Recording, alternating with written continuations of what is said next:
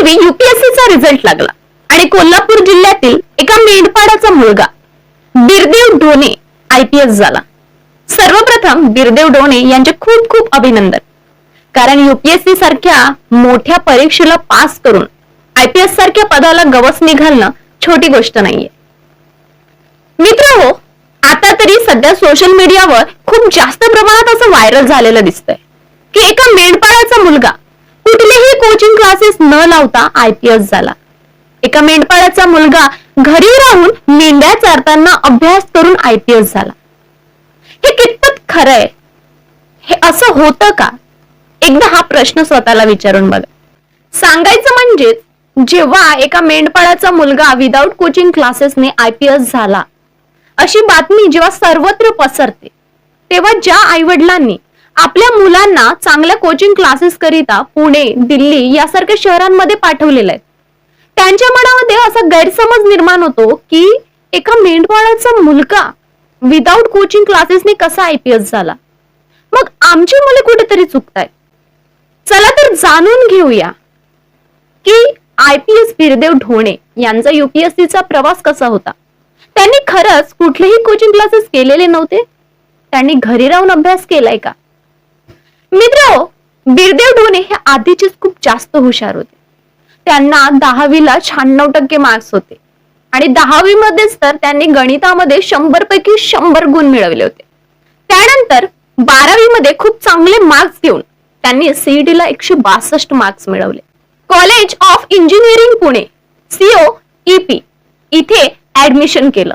इंजिनिअरिंगच्या 3ऱ्या वर्षाला असतानाच त्यांनी शिका आणि या कमवा या योजनेअंतर्गत यूपीएससीचं प्रिपरेशन सुरू केलं आणि त्याच वर्षी जवळपास 16-17 त्यांचे सिनियर्स यूपीएससी अंतर्गत सिलेक्ट झालेले होते. त्यांचं मार्गदर्शनही त्यांना चांगल्या पद्धतीने तिथे लाभलं आणि यूपीएससीला लागणारं अगदी बेसिक त्यांनी त्या 2 वर्षामध्ये छान करून घेतलं होतं. आणि त्याच काळात त्यांचा भाऊही आर्मीमध्ये भरती झाला, त्यामुळे त्यांच्यावरती कुठलीही आर्थिक संकट आले नाही. त्यांना खूप चांगल्या प्रकारे मित्रांकडून आणि त्यांच्या घरच्यांकडूनही भावांकडूनही आर्थिक सपोर्ट मिळत होता. त्यांना कुठल्याच प्रकारचा ताणतणाव नव्हता. इंजिनिअरिंग पूर्ण केल्यानंतर त्यांनी डाक सेवेचंही काही दिवस काम केलं. त्यानंतर कोचिंग क्लासेस करिता ते दिल्लीला गेले. 2 वर्ष त्यांनी दिल्लीमध्ये कोचिंग क्लासेस घेतले. 2 वर्षानंतर पुण्यातील ज्ञान प्रबोधिनी इथे येऊन त्यांनी अभ्यास केला. त्यांनी बऱ्याच इंटरव्ह्यू मध्ये असंही सांगितलेलं आहे की जेव्हा ते दिल्लीला होते तेव्हा त्यांचे रूममेट त्यांना त्यांचं ताट सुद्धा धुवू देत नव्हते. म्हणजे इतकंच त्यांना जपलं गेलं होतं. त्यांना कुठल्याच प्रकारचं प्रॉब्लेम ते अभ्यास करत असताना आलेलं नव्हतं. सगळ्या सोयीस्कर सुविधा, आर्थिक सुविधा त्यांना मिळालेल्या होत्या. हा, मेहनत मात्र त्यांची होती. आणि ज्याप्रमाणे सगळे विद्यार्थी अभ्यास करण्याकरिता मोठ्या मोठ्या शहरात जातात आणि परीक्षा देऊन घरी परतल्यानंतर आपल्या घरच्यांची मदत म्हणून त्यांच्या घरचं जे काम असतं तिथे मदत करतात, त्याचप्रमाणे बिरदेव ढोणेही पुण्यातून परीक्षा दिल्यानंतर घरी परतले आणि त्यानंतर त्यांचा जो मेन उद्योग होता, घरचा व्यवसाय जो होता मेंढपाळाचा, तर घरच्यांची मदत म्हणून ते मेंढ्या चरायला गेले होते. आणि त्याच दिवशी त्यांचा यूपीएससीचा रिझल्ट लागला आणि त्यांना मित्राचा फोन आला, बिरदेव तू आता आयपीएस झालायस, असं त्यांनी सांगितलं. आणि सर्वत्र ही बातमी झपाट्याने व्हायरल होऊ लागली आणि त्यामध्ये सगळीकडे आपल्याला हेच सांगताना दिसलं की मेंढपाळाचा मुलगा मेंढ्या चारत असताना घरी राहून अभ्यास करून आयपीएस झाला.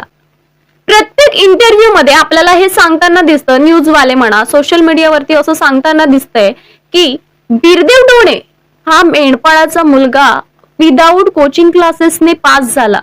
जर आपण रियालिटी बघितली तर असं नाहीये. त्यांनी 2 वर्ष दिल्लीमध्ये कोचिंग क्लासेस केलेत.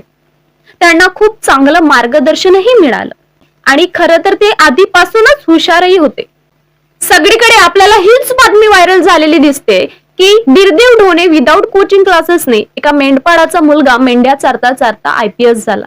पण ही रियालिटी कोणीही सांगितलेली नव्हती. आणि नाही की बिरदेव ढोणे हे आधीच खूप हुशार होते. त्यांना 10वीला 96% होते. गणितामध्ये तर त्यांनी 100 पैकी 100 गुण मिळवले होते. त्यांनी पुढचं शिक्षण इंजिनिअरिंग ही महाराष्ट्रातील टॉप नंबर 1 कॉलेज समजलं जाणारं इथून पूर्ण केलं. त्यामध्येही त्यांना यूपीएससी सिनियर्सचं त्यांना खूप चांगल्या प्रकारे मार्गदर्शन मिळालं. तेवढंच नाही तर त्यांना कुठल्याही प्रकारचा ताणतणाव नव्हता आणि चांगल्या प्रकारे आर्थिक सपोर्टही मिळाला होता. मित्रहो, मी तुम्हाला डिमोटिवेट करत नाहीये. खरं तर रियालिटी काय आहे हेच सांगण्याचा प्रयत्न करते. कारण सध्या तरी काय होईल, एका मेंढपाळाचा मुलगा आयपीएस झाला, जर तो बकऱ्या चारून आयपीएस होऊ शकतो तर मी का नाही असं समजून खूप सारे मुलं नव्याने तयारीला लागतात. पण आपण तरी रियालिटी समजून घेऊन परिस्थिती, वस्तुस्थिती, वेळ आणि वय त्याचप्रमाणे प्लॅन बी पुढे ठेवूनच पुढचं पाऊल उचला असं मी म्हणेल. All the best for your future. Thanks.